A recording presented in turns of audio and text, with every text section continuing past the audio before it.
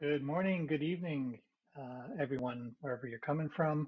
Welcome to today's webinar focused on the latest Log4j Java library vulnerability, dubbed Log4shell. My name is Dan Gordon, and I lead the evangelism team here at Traceable AI. As you might know by now, this vulnerability emerged late last week, and it has been identified as a level 10 out of 10 threat. The Log4shell vulnerability creates an opportunity for attackers to take advantage of any system processing logs using the Log4j libraries. And it uses this in order to get remote execution, so pretty dangerous. We're seeing a rapid spike in exploits using this vulnerability. Today's webinar is intended to help you to understand how the Log4shell vulnerability works, how it takes advantage of the Log4j library, and ultimately how you can both detect and block related attacks. With that, I'm happy to introduce our two guests for today's webinar. First, Inan Shketi, head of Traceable Security Research Team, who has been unpacking the Log4shell vulnerability in order to understand the attack and related exploits. Second, Sudeep Padilla, who has extensive experience in the security industry and is our product manager on the team focused on how to detect and block threats. Today's webinar is being recorded, and we welcome your inputs as we will have time for Q&A at the end. Please enter your questions in the Q&A panel, and we'll do our best to answer your questions towards the end. So with that, let's get started. Inan, I'm going to hand it over to you. If you could share with us what you know and what you've learned so far about the Log4shell vulnerability. Thank you, Dan. So I made a couple of slides. I'm going to walk through the vulnerability and specifically trying to understand how the exploit of the vulnerability looks like. So just some background for the folks who are less familiar with the Log4j framework. I want to talk a little bit about what are logs and what is Log4j.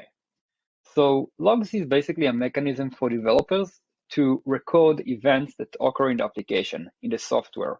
Basically a mechanism for developers to put messages into one file and later on detect, review the messages to see what happened in the application.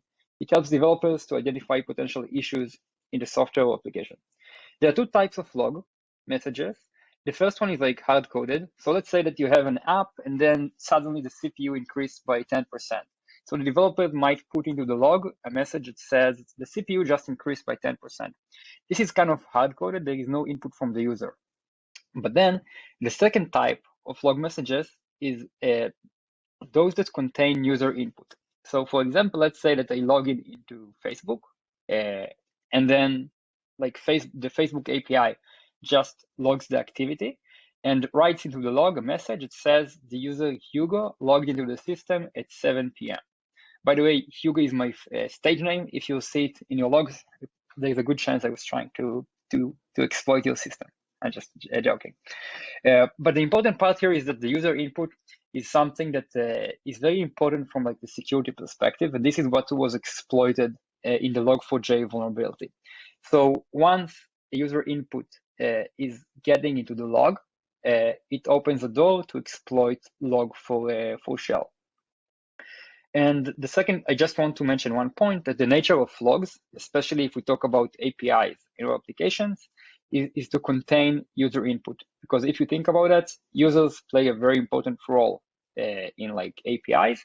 And this is why you can see many inputs from the users getting into the log file, including IP addresses, usernames, and so on. So the thing about logs, there are many ways to implement a log mechanism. You can just put all the messages into one file and then read it manually. It's one option, but it's not very convenient, especially if we talk about more complex systems and web applications. This is why developers usually choose to use logging frameworks, and there are many different types of frameworks. In every language, you can find different frameworks to log your, basically to manage your log. One of the most common frameworks is called Log4j in Java. This is part of the Apache web server, and it's extremely rich logging framework. So, instead of just having one file with all of the logs, Log4j offers you as a developer a very rich environment to manage your logs, to set different priorities for different log messages. You can put a critical error in the application. You can put a low severity error and so on. So Log4j was built to make developers' life easier when they write logs. And usually those logs contain user input. Just some background about the vulnerability itself. So the vulnerability was discovered, was reported by a researcher from the Alibaba cloud team on November 24th and publicly disclosed by Apache on December 9th. The vulnerability impacts millions and potentially even billions of devices. It's still not very clear the radius of the vulnerability. And I think in the next few weeks, we're going to see more and more products that got impacted by this vulnerability. And then we'll understand better how bad it is in terms of likelihood. I'm going to walk through to a few slides to understand how the vulnerability looks like. The thing about the vulnerability, it's not very straightforward. There are a few different components that play different roles on how the exploit works and how an attacker could, just using one HTTP call, run remote code on a server that runs Log4j. So stay with me and let's see the different components that lead to this very critical vulnerability. So first of all, I want to talk about a concept that's called Log4j Lookups. So as I said, Log4j offers the developers many features to make their life easier and to save their time. One of these features is called Lookups. It's kind of a fancy feature that allows you to put variables into the log. So one way to look at logs is just as text, but then if you want to put some variable in the log itself, for example, the current time, it's not like one text. It depends on the current variables. You can use something that called lookups, and you can think about these lookups as some type of a template language for Log4j. So in this example, you can see here in this piece of code, you can see that the developer wrote a log message into the log. It's an error message. A problem occurred and then this is the ID of the current Docker where the Log4j environment runs. So as part of the processing and the parsing of the log message, Log4j would convert this input, this string with the dollar and the brackets, into the container ID, which is a GUID. And lookups are very cool, especially for developers that want to save time. They don't need to think about how can I get this ID of the container. They can just put this simple template code, and it just saves them time. And similar to how you can print the Docker name, you can call other functions. Like this Docker container ID, it's one function, but there are other functions that you can access using those lookup functions. And some of them are very dangerous. So lookups by themselves, it's not a problem. It becomes a problem when you have an option as a user to inject like a lookup into the log. So let's see an example. How can you use lookups even if you're just the end user and you're not a developer? So what happens is that we have this guy. He was trying to log into the system, which is the username of $Java OS, which is a lookup on Log4j. And then because this username doesn't exist, the API that runs Log4j is going to log this activity and to say login failed at 8 p.m. with the username. And what you can see here is that the Log4j library takes this input because it's as we talked about it, is some type of a lookup. This is a special language for Log4j, and convert it to the real value. Basically runs the function of Java OS, takes the string, comes back from this function, and stores it into the log. So this is not malicious, but it's kind of a tricky behavior, right? Because I could access as the attacker, I could access this function of Java OS, which is not something that should be exposed by design. Like input from the user shouldn't be able to trigger these lookups. And then basically the people who found the vulnerability saw this behavior that they can just put a lookup and the Log4j is going to perform it, even if it comes from the user input, and try to find something more interesting to do using those lookups. One of the most interesting protocols, the most dangerous protocols that can be called from these lookups, is called GNDI. It allows the Log4j framework to load a local Java object. So basically, if you just send as your username, you just send a file name, the Log4j library is going to use GNDI in order to find this file in your local environment and to run, basically to load and to run this Java file, this is kind of tricky, right? Because you're not supposed as the attacker to run Java files on the server. But if you think about it, it's not that bad because it's a local file, right? You can see it's just like something that exists on the local environment. So it wasn't enough for the attackers. They wanted to achieve something more interesting, and basically from local file to expand it to like a remote file.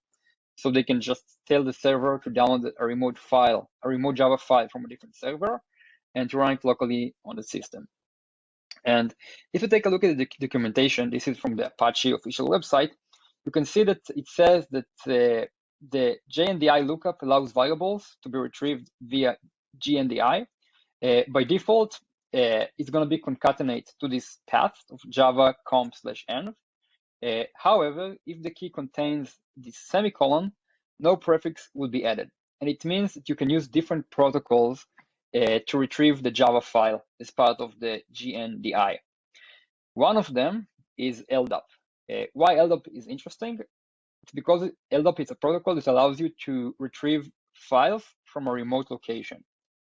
So basically what happens, we have the user input that is calling a JNDI lookup, which is some type of a template language that allows you to load a Java object from different locations. And then in order to upload this, in order to access a remote Java object, you're going to use LDAP. This is how the exploit looks like. This is kind of a love triangle between these three. As again, there are different components for this attack. And this love triangle led to this ugly child. This is the exploit you've probably seen in many different places, this payload. I want to jump into the payload and how it looks like.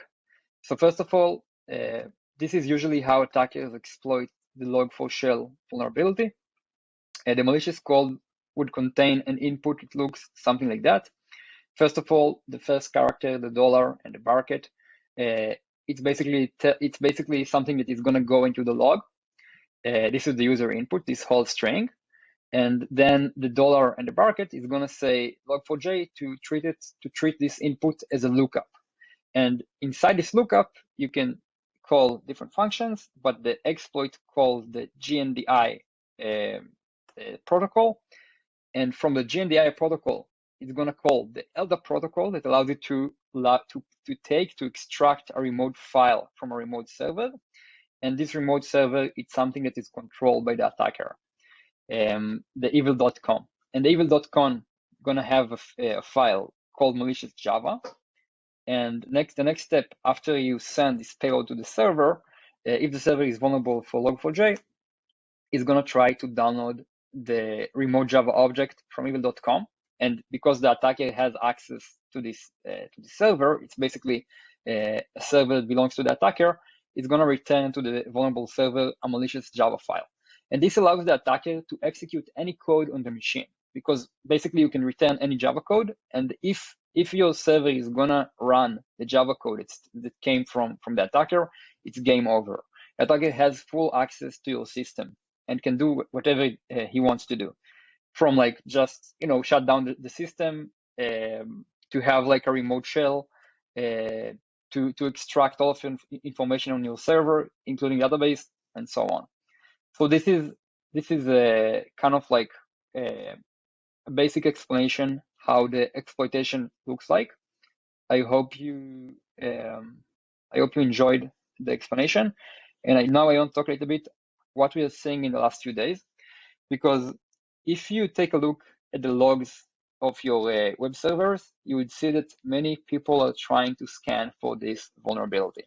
Any web application firewall, any security company reports to see, including Traceable, and Sudeep is going to talk about that.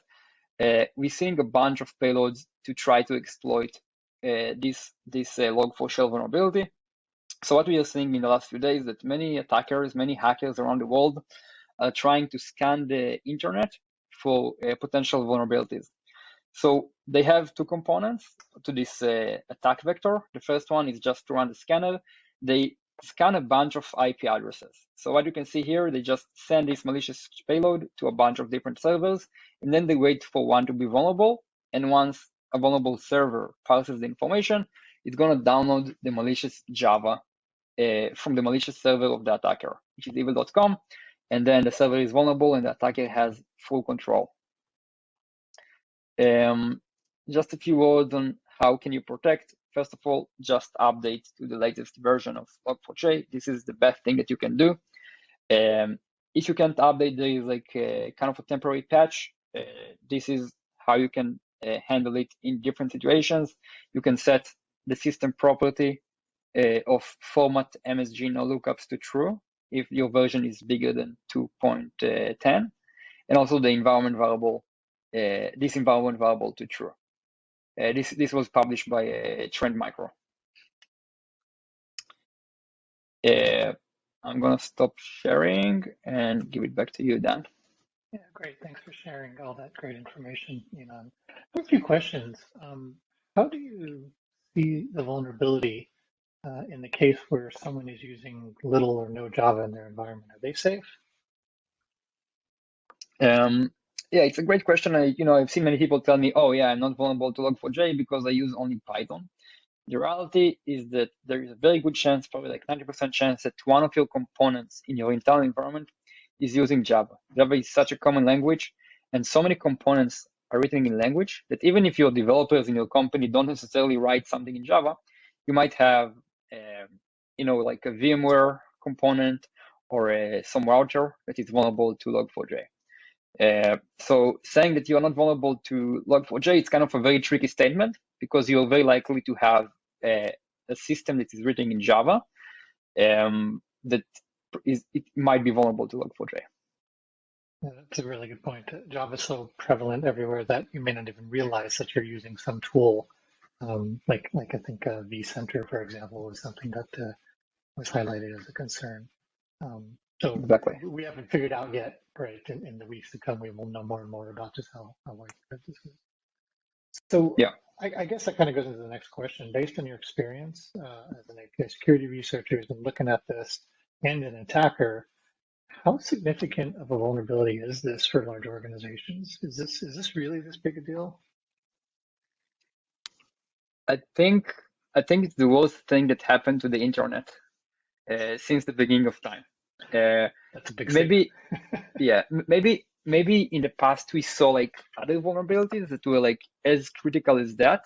But the thing about the problem today is that attackers, this is something that I discussed with Sudeep earlier, but back in the day, it was much harder to make profit of this type of vulnerability. Like 10 years ago, like even if you had access to run code on like so many servers around the world, hackers weren't like as excited as now because they didn't know what to do with that.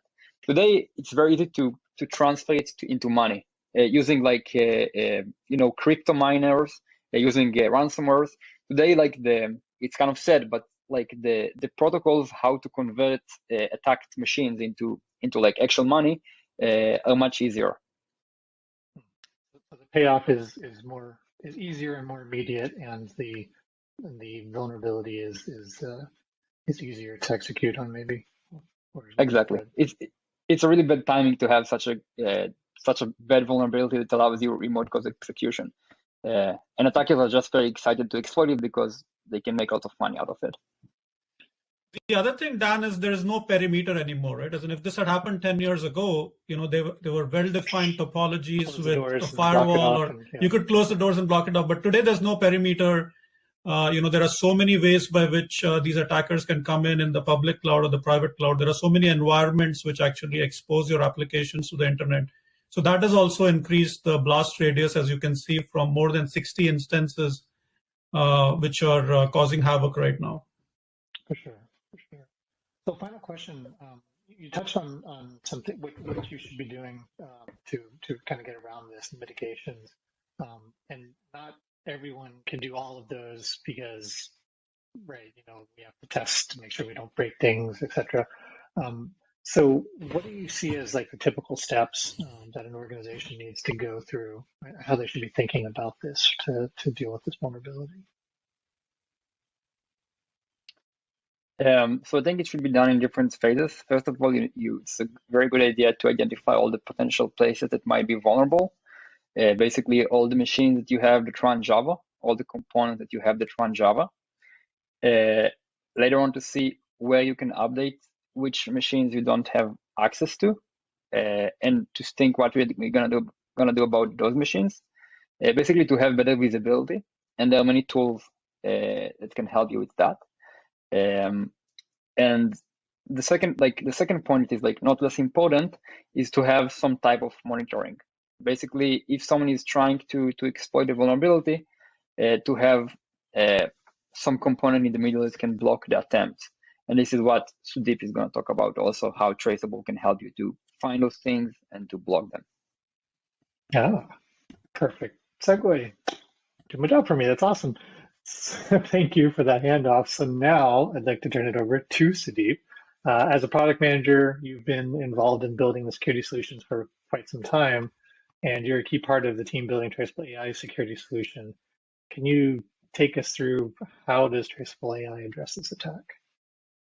Sure, Dan. Yeah, and like you said, I've spent the last 7 to 8 years looking at different aspects of security, ranging from private cloud to public cloud to container security, and these are the kind of times at which you really see the impact of some of these exploits and how it can go in the wild. So at Traceable, obviously it has been a busy weekend for us, as you can see from the scruffy look on Enon and myself. So definitely, we took a holistic approach to look at, what this specific vulnerability entailed. We looked at all the different options that we could provide to our customers. And then we went about a way by which we could address this. So what I'll cover here is some of the case studies of what we did with our existing customers and prospects, so that, we could actually solve some of the real world problems given the time pressure that they were in. So I'll start off with, the first example, where we had, one of our customers who had actually deployed their application in Java.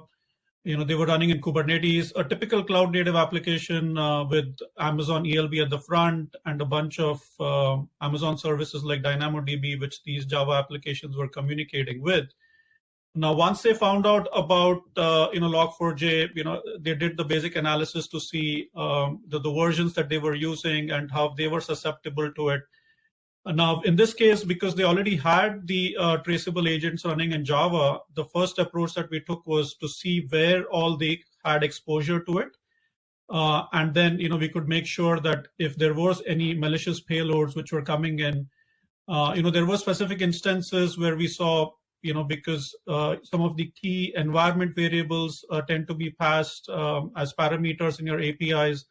So something like that can be easily exploited now, because now it's a double whammy. You have a remote code execution error, as well as you have the attackers having access to your AWS keys, which means that you have access to the entire account, and you can also start using this for crypto mining or for doing other malicious activity. So it was very important to jump right in, make sure that we had a very good understanding of all the different Java instances where we could actually do the blocking upfront. So in that case, we actually started off by blocking the exploit in the individual Java application itself, right? That was the first scenario we went with.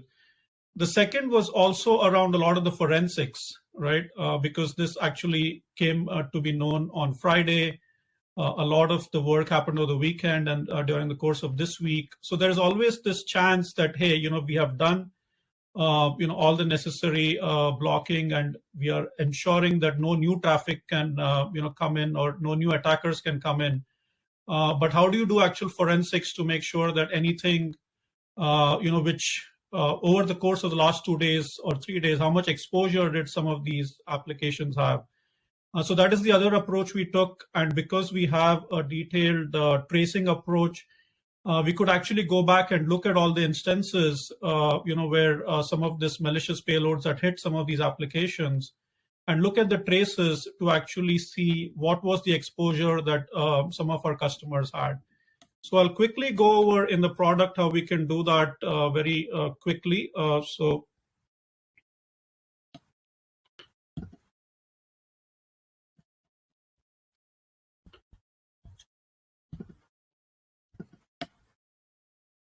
this is the traceable product. If you see the first view that you get under protection, you will see the attackers. So in this case, most of the attacks that we are seeing in this particular instance is actually Log4shell. So as you zoom into each of the individual attackers, you will see a bunch of attempts on the Log4shell CVE. In this case, we have been able to block it on the GET call itself to the root APIs. And you see the number of instances which are already here, right? So it clearly shows that the nature of this attack is pretty severe, and you have a bunch of attempts which are happening and which we are blocking as we go. Some of the key aspects to look at, obviously around the user agent part of it, anytime you have a user agent with Apache and HTTP clients, the chance of somebody doing a remote code execution goes up so much higher. And the specific JNDI calls that you're seeing here to LDAP, clearly shows that there is a potential attempt being done here, right? So that was the first thing we went with. Also, within the product, you can look at events, and there's a good timeline associated with that, where you can actually see over a period of time how many of these malicious events of the type with Log4shell has happened. Here you're looking at Java application attacks. The other key thing with Traceable is that everything is anchored around API endpoints. So you could actually see if some of these are internet facing or some of these are carrying sensitive data, and I'll talk about that in a bit. You can actually prioritize for those API endpoints. And in this case, you see that for one of the post APIs, the number of instances of Log4j that have been attempted in the course of the last 24 hours. Again, if you look at the specific attack in detail, and that's the other benefit of using tracing, because now you will see the entire payload, the method that was used, as well as the URIs. So you know exactly which instances and what specific calls are actually trying to do some of this malicious activity and injecting the payloads in. So that's the other key benefit that you get with Traceable. Now, in terms of the blocking, one of the key things that we added in the course of the last couple of days was actually, look at the specific traces, as well as, based on the sequence in which the Java classes were being invoked, we could actually tell, fairly categorically that there was a malicious attempt here. And in that case, we can actually block any of the calls where you have the specific instance of JNDI with LDAP. And Enon, given that you are part of this research, do you want to kind of throw some more light on that, please? Sure, yeah. I think one of the interesting differences between how Traceable approaches the problem versus other vendors is that we have two different places where we can detect and block the vulnerability. The first one is on the edge. So basically, once we see an API call that contains a pattern of Log4j, we would immediately block it. But this is only one place. Think about what happens in different scenarios. Well, for example, the log file came from an email or from like just a file that was downloaded locally to the machine. So we also address those cases because Traceable has an in-app agent in Java that gives us this visibility of what's going on in the stack trace. So you can see that we see here that the Log4j library called the GNDI call. This is what I described earlier. And Traceable, once we saw this behavior, this is the behavior that is used by Log4j, we just disabled the JNDI library from the Log4j framework. So basically, all the customers are protected by default because of this flag. Just because of this blocking mechanism that Traceable implemented. And I just want to emphasize this is like kind of a deeper way to protect against the application, against the vulnerability, because we don't wait until we see an attacker who is trying to exploit the vulnerability. We actually disable any option to call GNDI calls through Log4j because we have this deep visibility using tracing. And that is the power of the tracing. That has been one of the fundamental tenets when we started the company as well, was to essentially see that a lot of these tracing capabilities that we have are extremely important for security. And in this case, we are seeing this for a vulnerability in which the way in which the Java classes are invoked can actually be used to determine categorically if there has been an attack or not. And then once that we have a well-known mechanism and the flows of the calls are known, we can minimize any false positives because you know exactly in which sequence these attacks are happening, and you can start blocking them based on that. So we started off with forensics, and now we have a complete capability to block in the different agents that we support. Right. So going back, go ahead, yeah. Yeah, I just want to say we just basically hook into the library because we are running in Java machine and block the call. Yeah, thanks, Enon. Now, the second use case, which was very interesting, we were working with another prospect where they actually were very proactive. They had a lot of good shift left mechanism in place, and they were actually able to move and upgrade to the relevant versions, which had the fix for the Log4j. But interestingly, as we were working with them, there were a couple of, attack vectors which they had not thought through fully. And interestingly, one of them was a Tableau server.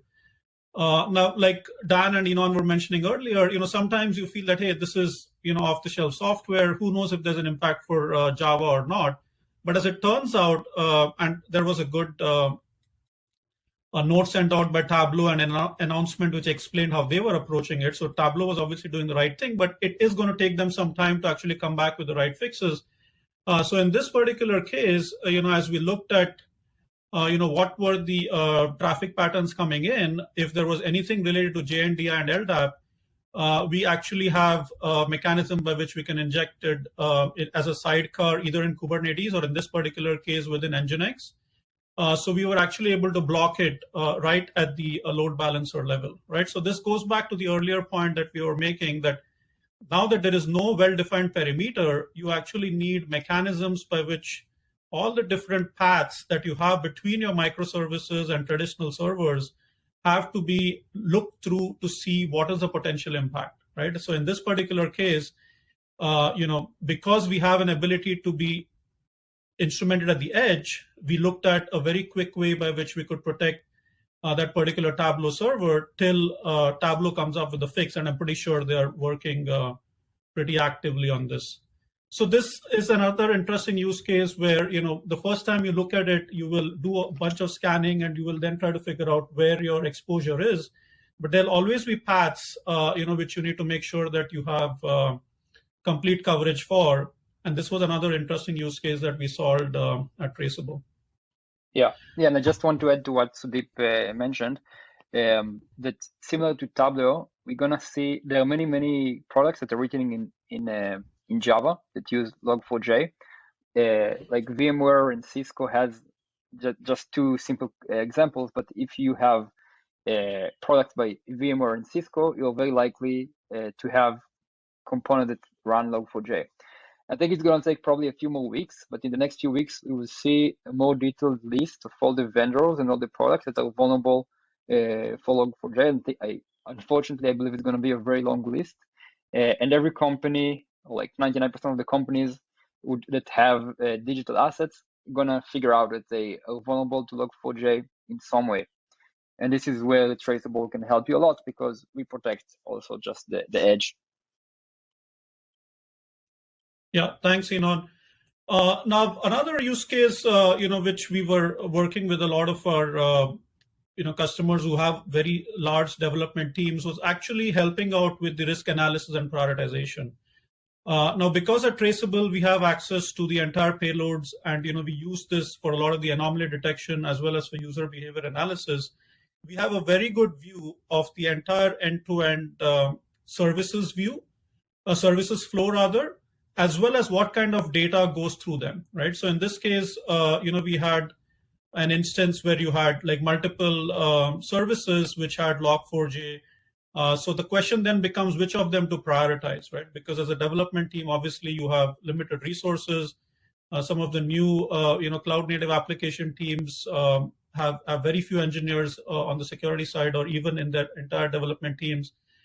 So we actually, by providing a view of what is the sensitive information that flows through these APIs and which are the services which are accessing that data, either credit card information or addresses or other sensitive information like SSN, or if they are accessing any specific backend service, which is also susceptible to Log4j. That is how we helped with a lot of the prioritization for our customers, so that they could do this in a staged manner in the course of the last 2 to 3 days, so that they had the confidence that they had looked at all the different services which had implications, as well as they were able to protect the ones which were internet facing or which had sensitive information first before moving on to the others. So as you can see in the agents view, we could easily allow customers to look for services where the Java instrumentation had been done. So they could very clearly figure out, where the impact was, and then by mapping that to the end-to-end application flow, they could do a lot of the risk analysis and prioritization, so that in the course of time, in a couple of days, they were actually able to plug all the holes which were there in their application. So essentially using the shift left mechanism for effectively scanning OSS and application code and third-party code, and then using it in conjunction with a runtime tool like Traceable, which gives them the exact visibility on where the sensitive information is or where the Log4j exploits are happening, so that they can use both of the information effectively in prioritizing risks. Another key thing, and we are a startup, obviously, so we are working with a subset of customers who have hit this, but it's interesting to see the impact of this, even for a security startup of our size. We saw tens of thousands of events, with malicious payloads in different parts of the world. There are a couple that we're highlighting here with different specific request headers coming from certain user agents.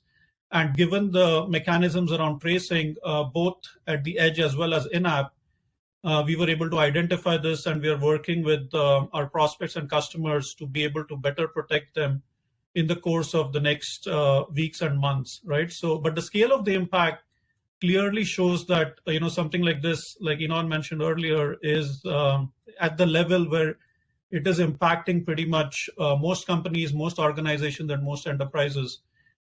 So that is something that we are working very closely to ensure that anytime we see any of these applications being impacted, we work with relevant customers, both in order to protect them as well as to help them with the remediation over time.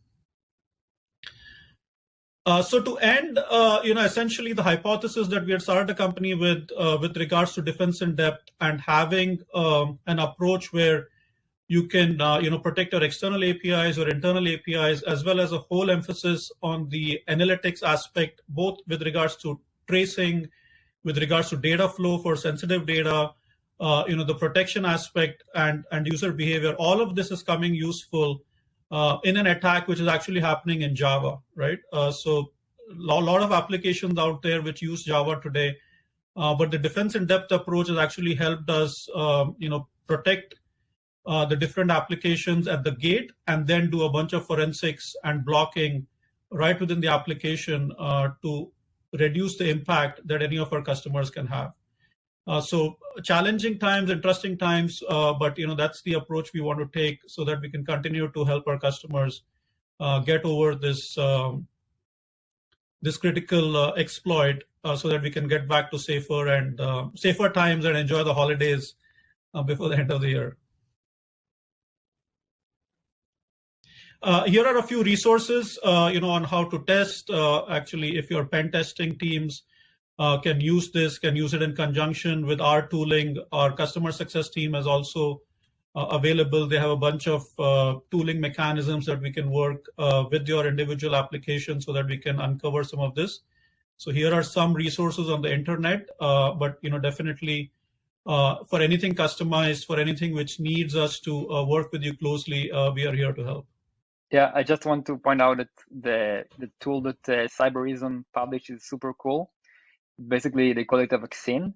The tool is used to exploit the vulnerability and to execute remote code on vulnerable servers in order to fix them.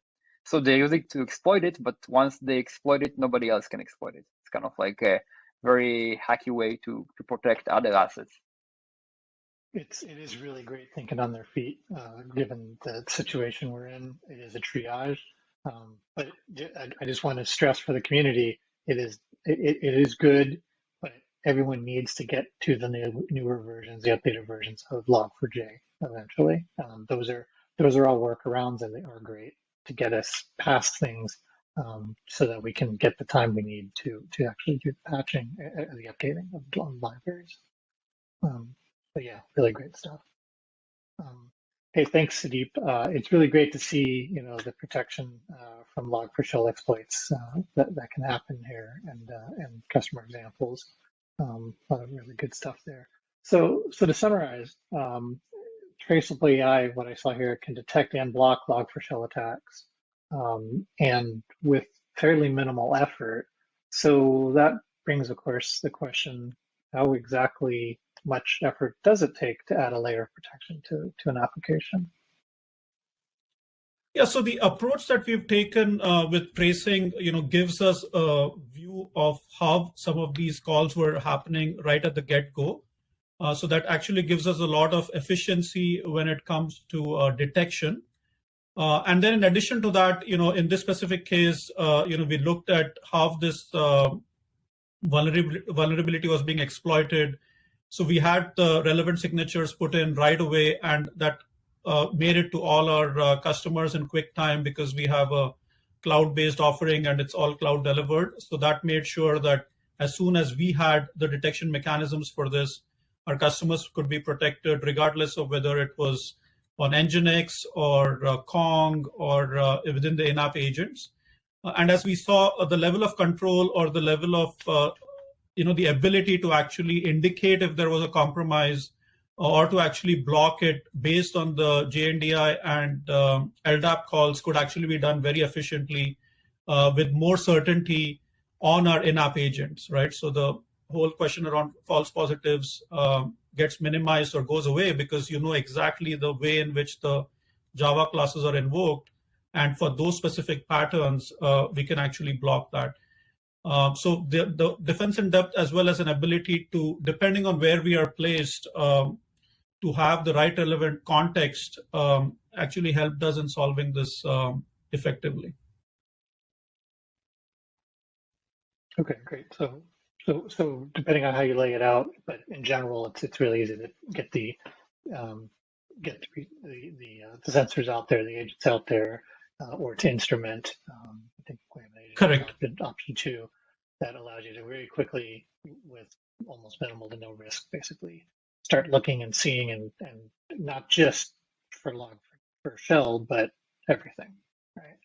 Correct, exactly. And the forensics aspect of it is also unique.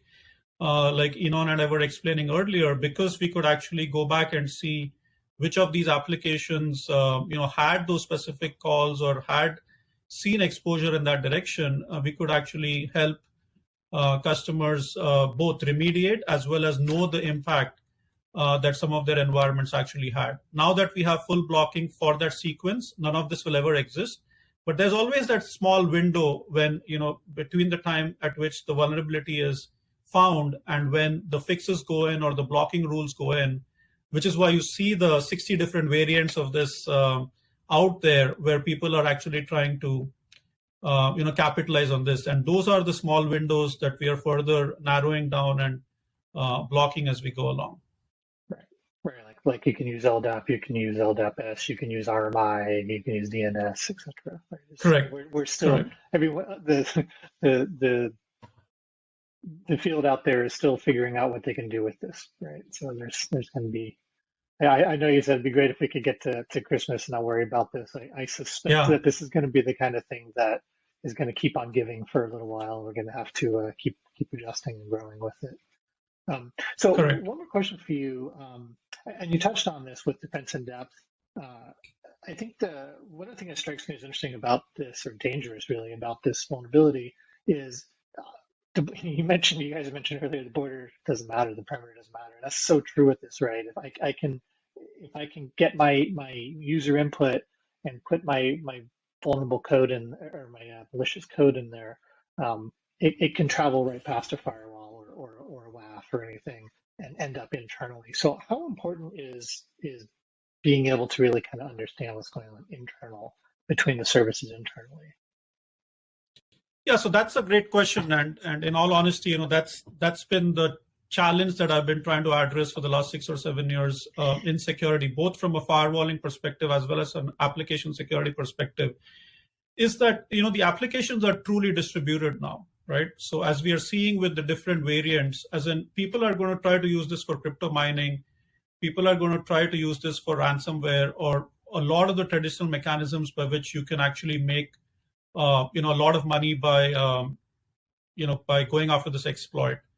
So the key really is to be able to look at your specific attack vector and the exposure that you have, regardless of whether you're on the edge or inside, right? As in, if you look at the sensitive data scenario, even if you are, 6 layers, the API 6 layers in from the edge, if it has sensitive information and if somebody has actually, if the attacker is able to access that, then all the crown jewels are exposed, right? So in that case, the whole notion around north, south, and east, west has to be looked at holistically, right? And that's why the distributed security, which started off a few years ago, is getting more into the application space now, because once you have protection of the application space, then as a developer or a security architect, you don't necessarily have to start thinking that, hey, is this a north-south scenario or an east-west, right? As in, the way microservices are developed today and the kind of exposure that they have to third-party APIs or to public repositories when they're downloading images or downloading content,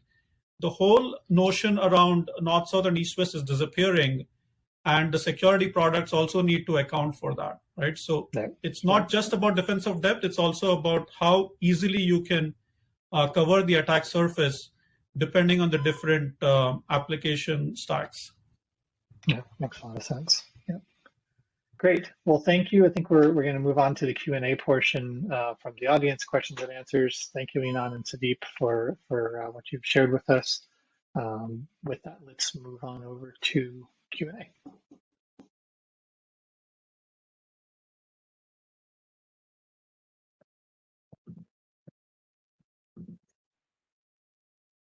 All right. Well, hopefully I got my mic issues worked out. Apologies for that. All right, we've got a lot of questions from the audience here, so hopefully we get some time here to talk on this. So first question, I'm thinking on this is to you. Do you have any recommendations for scenarios where you do not directly use Log4j, but your dependencies use it? So like a subdependency. Yeah, so it depends on the type of subdependency. I can hear myself. Maybe you should mute your microphone. Yeah, so it depends on which dependency.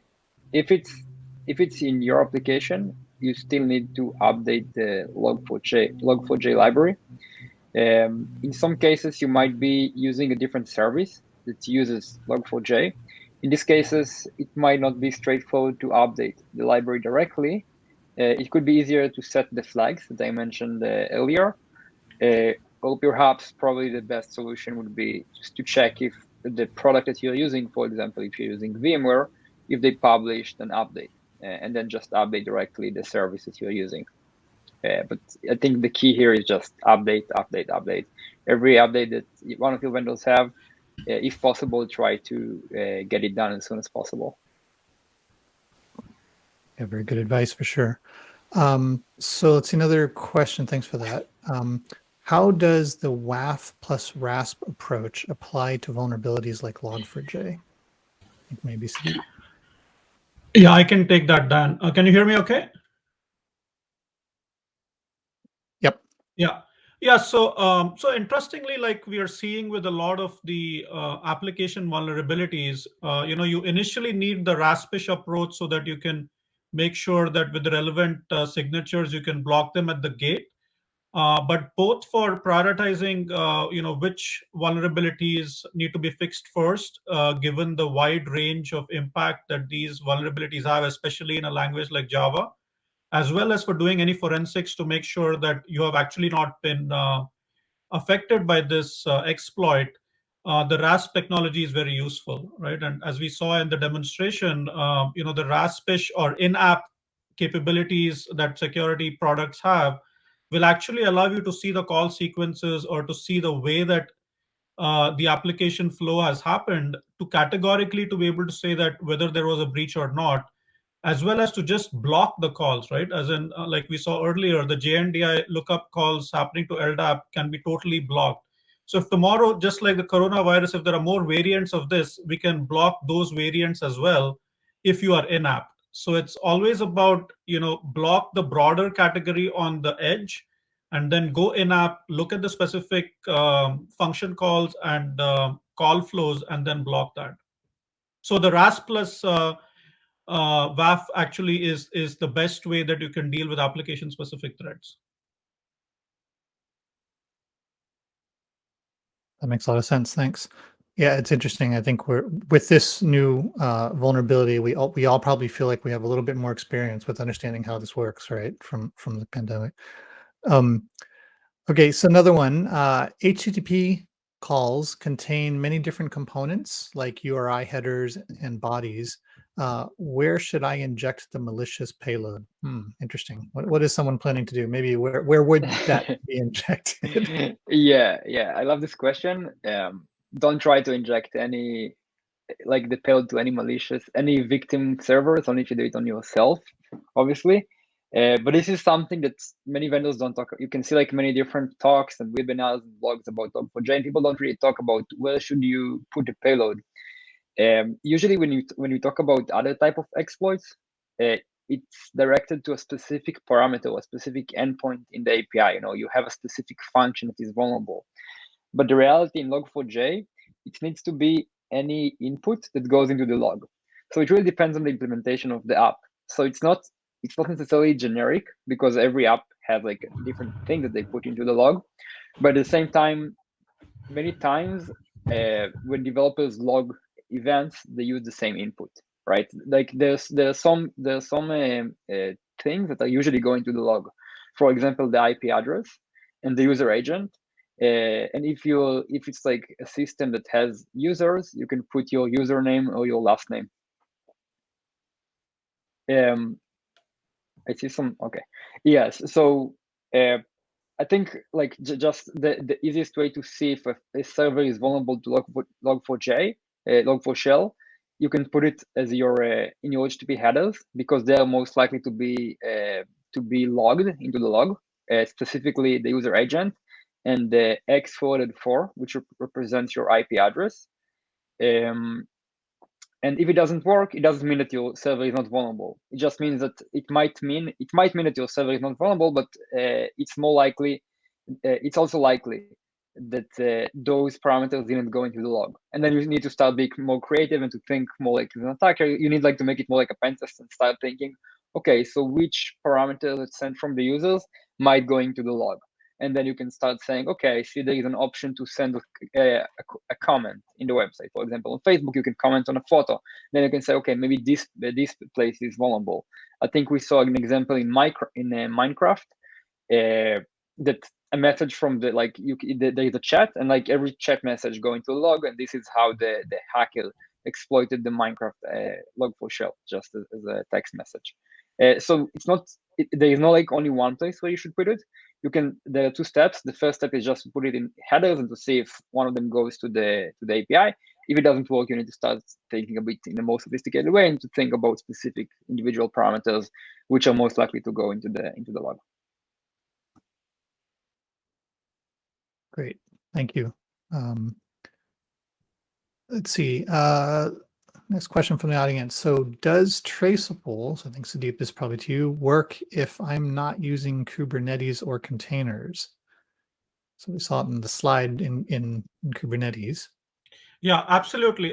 So the approach that we have taken allows us to be on an Nginx ingress controller or within Kubernetes or within the application itself, right? So you can actually, depending on the level of protection you need, as well as how your applications are built, you can actually use us in any of the three options, right? Either in-app, or with Kubernetes as a sidecar, or with a service mesh, or you can use us on the Nginx ingress controller or API gateways. And we've also introduced traffic mirroring now. So Kubernetes was just an example. It can work in any of the environments. Great. I think this one kind of goes along with that. Can Traceable replace my WAF? So actually, yeah, WAF has a whole bunch of protections, right? So it's not necessarily a one-for-one replacement, but wherever you are looking at API traffic, or wherever you're specifically trying to protect your API endpoints, Traceable, just because of the way we are implemented and the view of API endpoints that we have, we can protect all the APIs and the applications which are actually front-ending or providing the business logic for that API. So it's not directly a one-for-one replacement, but when it comes to API and applications, and specifically the ones where we looked at things like Log4j, the level of coverage that we can provide, as well as the fine-grained controls that can be brought in to do the blocking, is going to be more sophisticated on the Traceable platform. I don't know if you want to add anything there.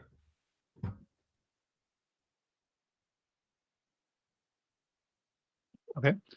All right, someone's diving in deep here. When the vulnerability, I assume Log4j, results in a remote code execution, RCE, which user's permissions does the attacker end up with? Inon, you're on mute. You're on mute. Oops. So in every case of RCE vulnerability, we face the same question, right? Like under which privileges the code is going to run. Because I'm running a code, it can be the Java code, it can be like just a bash code. And the answer depends on how the application is deployed. It's going to run under the same privileges of the user that runs the web servers, that runs the Log4j. And it's part of best practices. If you look at best practices on how to secure applications and APIs, one of the first things that you would see in all the lists is to run the web server or the application under the low privileges. If you do it, for example, if you have a very low privilege user to run the application, it doesn't mean that you're secure. You're still gonna it's still the attackers can exploit your server and do very malicious stuff. They might be in a sandbox and they can't run every command, but also there are many ways to bypass this thing as an attacker. You can use, for example, Linux privilege escalation vulnerabilities, and there are many of those, especially if your operating system is not updated, in order to get root privilege on the system. So it's kind of something that is good to have, but it definitely doesn't solve the vulnerability if you run your application under the low privileges. So I just wanted to emphasize this thing, but it's definitely a good idea to run your application under with low privilege. Great, thanks for that. We are pretty much out of time, so I just wanted to close. First, I want to say thank you for our speakers, Inon and Sudeep. And thank you everyone for joining us today. We hope this has taught you something useful about the Log4shell vulnerability and informed you about how Traceable AI can help. So as a community, we need to work together to get past this bad vulnerability. We definitely, as has been said a couple times here, update your Log4j versions. I think it's 2.16.0 at this point is the latest. Do it as soon as you can, with the acknowledgement we know that not everyone can just do it right away. Apply the temporary configuration changes talked about if you can. And if you want to get shielded, and this was actually a question someone said, where can I get Traceable? So if you want to get immediately shielded while you work through those changes, simply go and get the Traceable AI at the AI free page, create an account, get started. We'll be publishing more details about how to block these attacks. We're also on standby to help you out. Alternatively, we would love to have a deeper conversation with you about what we're seeing and how we're blocking these threats for our customers. Thank you again, Inon, Sudeep, and thank you all of you in the audience for joining us. Thank you so much. Thanks, Dan. Thank you all. Bye.